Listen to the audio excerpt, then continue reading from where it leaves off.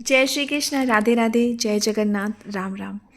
आज की कहानी बहुत ही सरल है। बहुत बार आपने सुना होगा कि कृष्ण सुदामा के लिए नंगे पैर आए। कृष्ण सुदामा को तीनों लोगों का स्वामी बना दिया। कृष्ण ने अपने मित्र के लिए सिर्फ 3 मुट्ठी चावल के बदले में उन्हें पूरे तीनों लोग दे दिया।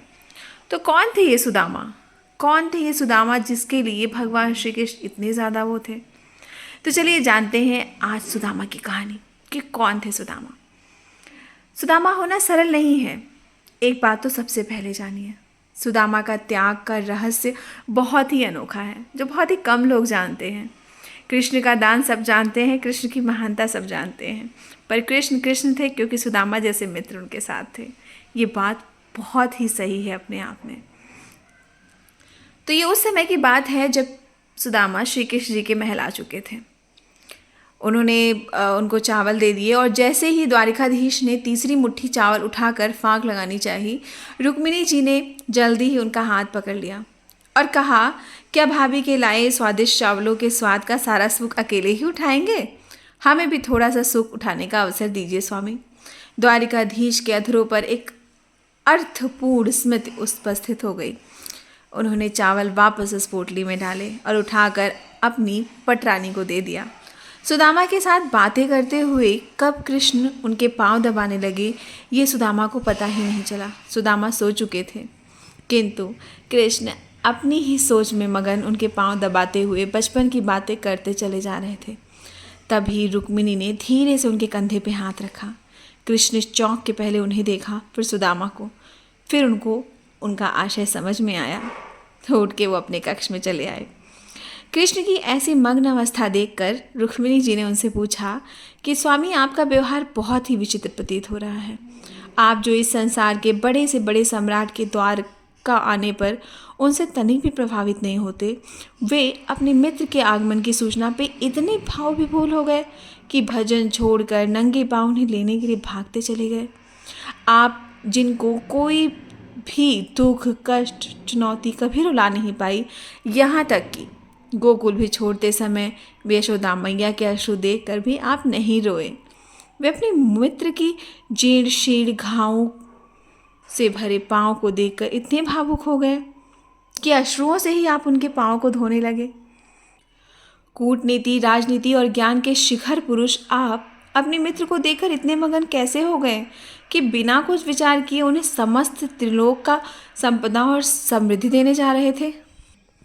कृष्ण ने अपनी उसी अमोदित अवस्था में कहा, वो मेरे बालपन का मित्र है रुक्मिणी, परंतु उन्होंने तो आपसे छुप कर चने भी खाए थे जो गुरु माता ने उन्हें आपसे बांट के खाने को कहा था। अब ऐसे मित्र के लिए इतनी भावुकता क्यों? सत्यभामा ने भी अपनी जिज्ञासा रखी। कृष्ण मुस्कुराए। सुदामा ने तो वही कार्य किया है सत्यभामा, कि समस्त सृष्टि को उसका आभार मानना चाहिए।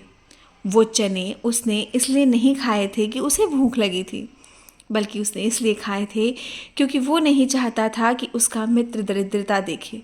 उसे ज्ञात था कि वो चने आश्रम में एक चोर छोड़ के गया था।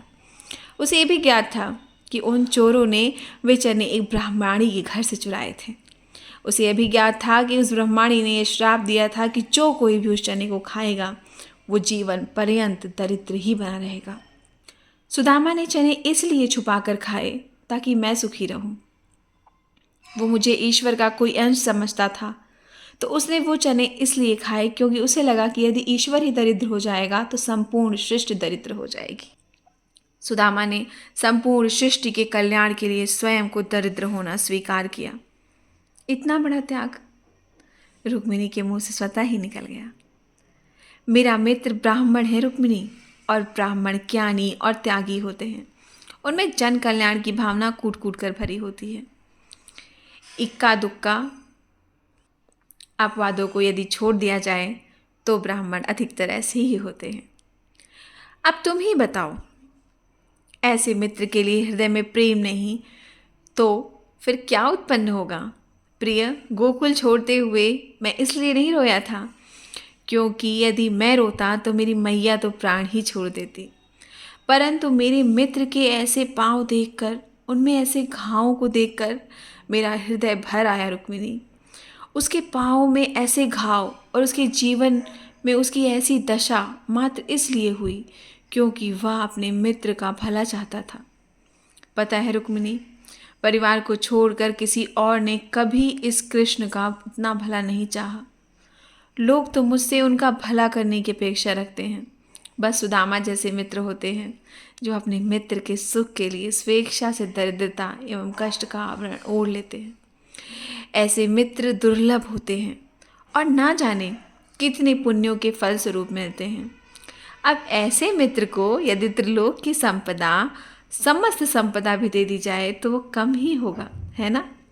कृष्ण ने भावुकता से भर राय अपने उस स्वर में कहा।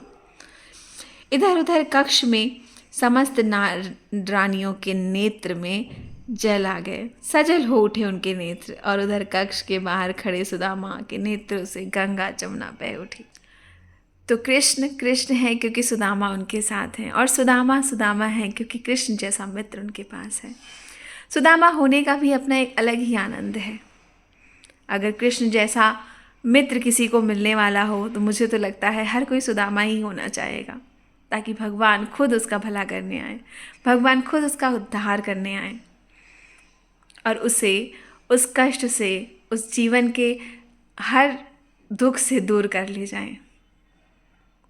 और अगर सुदामा जैसा मित्र हो तो हर दूसरा मित्र कृष्ण ही बन जाएगा, है ना? आज के इस कलयुग में भी अगर हर किसी के पास सुदामा जैसा मित्र हो और हर किसी के पास कृष्ण जैसा मित्र, यकीन मानिए आपके पास बहुत बड़ा धन होगा, बहुत बड़ा, और उसका कोई मोल नहीं है। इसलिए जब कभी अब आपके मन में ये आए ना कि सुदामा ने ऐसा किया लेकिन कृष्ण ने फिर भी उनके साथ ऐसा किया, तो वो हमारे प्रभु हैं।